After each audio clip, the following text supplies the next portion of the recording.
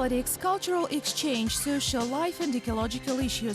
These are only few areas where international organizations implement their projects. They cooperate with public and private partners, and preserving peace for future generation is their principal goal.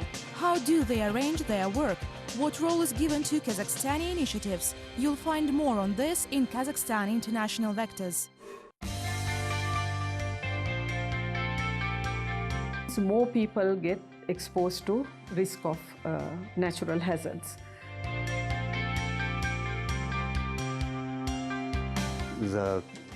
Cutting costs for disaster risk reduction by $1 each time we shall later have to pay extra $10 to $20 for damage recovery.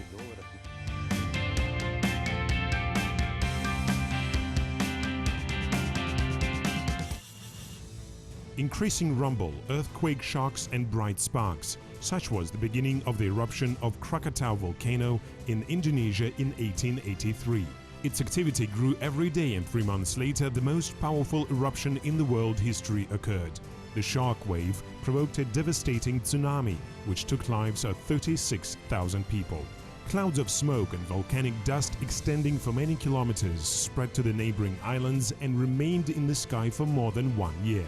As it was calculated later, the force of the volcano was equal to the power of 1,000 nuclear bombs. Its consequences became the ecological disaster and 200,000 of deaths.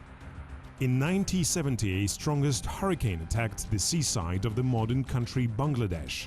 The wind speed reached 240 kilometers per hour and the height of waves up to 50 meters. According to different estimates, the number of victims of that catastrophe varied from 300,000 to 500,000 people. However, it was not the end. The following humanitarian disaster and cholera epidemic were taking 1,000 human lives every day. The present time, an 8-point earthquake in Nepal destroyed thousands of buildings, killing more than 6,500 people and injuring another 14,000. Soon after that, about 70 other less strong aftershocks followed. As a result, the world's highest mountain peak, Everest, lowered by 2.5 centimeters. The research results show that about 80% of tsunami occur in the Pacific Ocean. Meanwhile, the majority of earthquakes have been registered in the Northern Hemisphere. And despite the fact that the latest disasters claim the lives of about 8,000 people every day, the majority of victims die to floods. International associations assist governments in battling the consequences of such disasters. Jointly with emergency services, they organize wide-scale searches and render major assistance to the victims. Nowadays, the international community orients on the prevention and immediate reaction towards natural disasters. Thus, a very expensive project has been developed by the European Space Agency.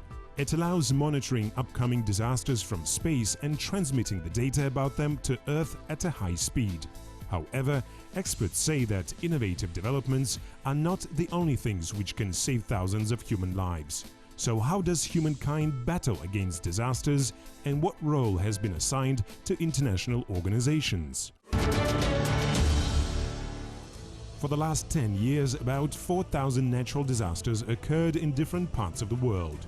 More than 780,000 people were killed, and the total economic damage exceeded $200 billion. The majority of such catastrophes take place in Asia and the Pacific. Northern Tian Shan is the region with the highest seismic activity in Central Asia. There occur the strongest earthquakes. Mountain chains and large rivers increase the risk of floods in this region. Experts say that one of the reasons for that is a quick snowmelt. Kazakhstani emergency services also face this problem every year. In 2014, the emergency services of Kazakhstan conducted more than 65,000 visits to troubled areas. 7,500 people were evacuated and another 6,000 received the first medical aid. Specialists note that almost one-half of emergencies could be avoided. For this purpose, various training and informative programs are being developed for people throughout the country. However, rescuers say that some persons ignore their warnings, which often results in tragedies. Anything can be prevented. Much depends on how people would treat themselves and others. We should also comply with security measures. Mobile communications are very well developed nowadays, and emergency services inform people about various volatile security situations in different parts of the country. The growing number of natural hazards throughout the world compels states to develop various programs. In Kazakhstan, for instance, international training courses on prevention of chemical, biological, radiological and nuclear accidents are being conducted within 2 consecutive years. Specialists note that such a close cooperation helps to prepare high-skilled rescuers and create effective projects on prevention of various emergency situations. If something occurs, the emergency services will immediately react and start to eliminate effects of disasters. Proper preventive measures can alleviate the consequences of various hazards. Currently, several major international organizations deal with the issue of disaster risk reduction. They help to introduce practices on natural disaster prevention. Among them is a special office of the United Nations organization. We have got a very difficult task of convincing many people and state authorities to change their point of view towards disasters and understand that preventing disaster will be much easier than combating its effects. The UN Office for Disaster Risk Reduction is an international organization which helps to prevent and reduce the damage of natural and man-made disasters. It was established in 2000 with the headquarters in Geneva, Switzerland. Now, these guidance include planning and strategizing for disaster risk reduction, getting disaster risk reduction into development planning and sustainable development activities of the countries at the national and local levels, as well as to monitor the progress. Now, Unisdr, for example, has set up the HFA monitor system. The Hyogo Framework for Action was adopted by UN member countries in 2005. Its main goal is to make disaster prevention projects a priority. The elements of disaster risk reduction have been included into other national and regional development programs. National platforms for disaster risk reduction have been established in many countries. They discuss and make recommendations on the most important issues on a regular basis. People attempted to foretell natural disasters even in ancient times. Thus, the first earthquake-predicting device was invented by Chinese scientist Zhang He far back in 132 AD. In case of danger, the iron bulb with a pendulum inside produced a loud sound.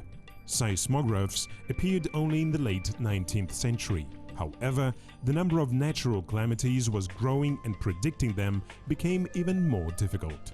On the threshold of the 2000s, the UN decided on the creation of a new organization called the Office for Disaster Risk Reduction.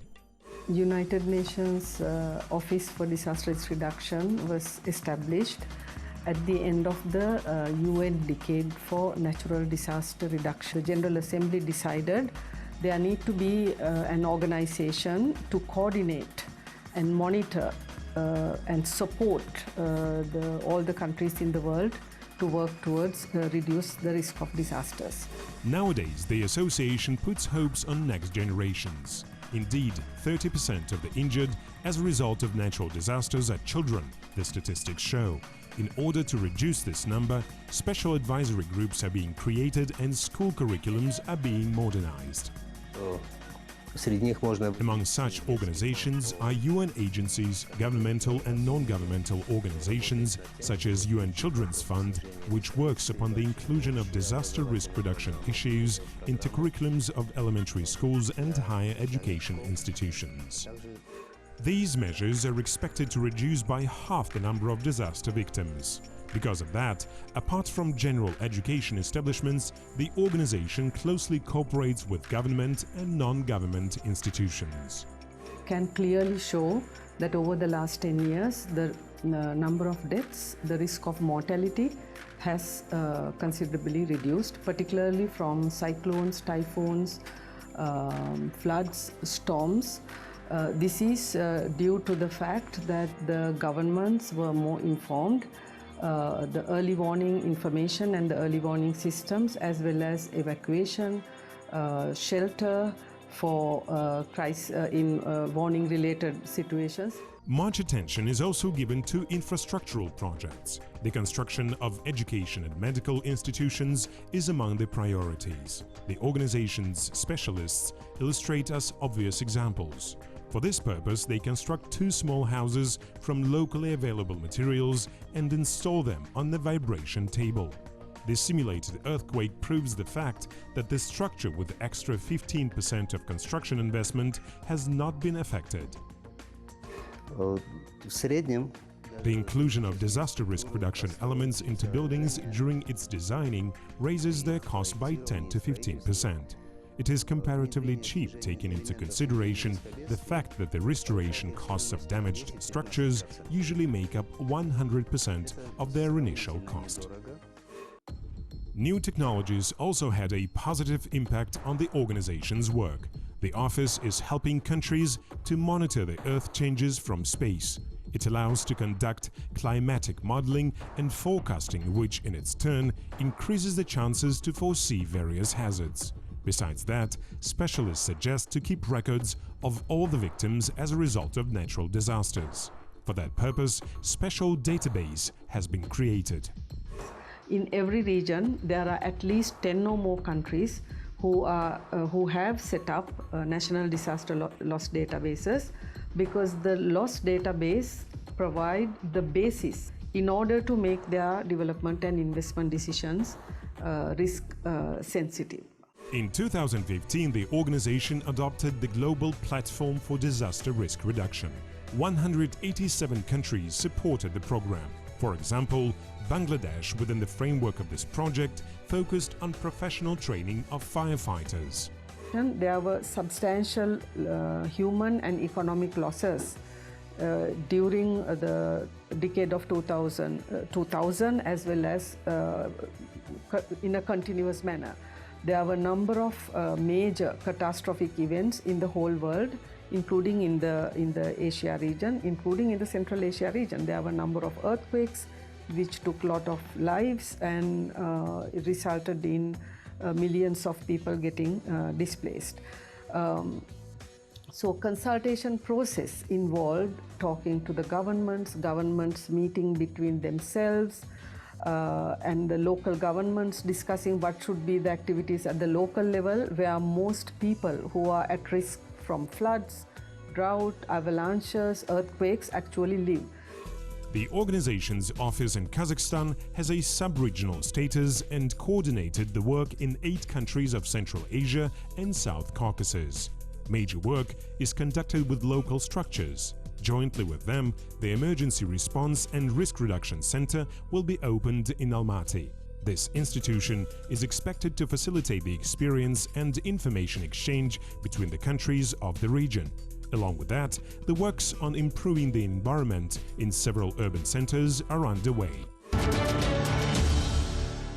In one of his last speeches, the United Nations Secretary-General called for active development of disaster risk reduction projects and assigning $6 billion annually on their implementation. Up to $360 billion are expected to be saved due to such measures by 2030. Ordinary people can also capable of rendering global assistance. This fact was proved by 2 sisters from the USA. In their native town hit by tornado, Katria and Morgan O'Neill created a platform where the disaster victims had a chance to publish their appeals for help. Meanwhile, volunteers regularly visited the website and marked those people whom they helped. Anyone could become a volunteer in that campaign. Later, people started to use that website for searching for donors, doctors and other specialists. In future, the women intend to establish connection between their platform and the database of emergency service phones, as well as mobile applications designed for people search.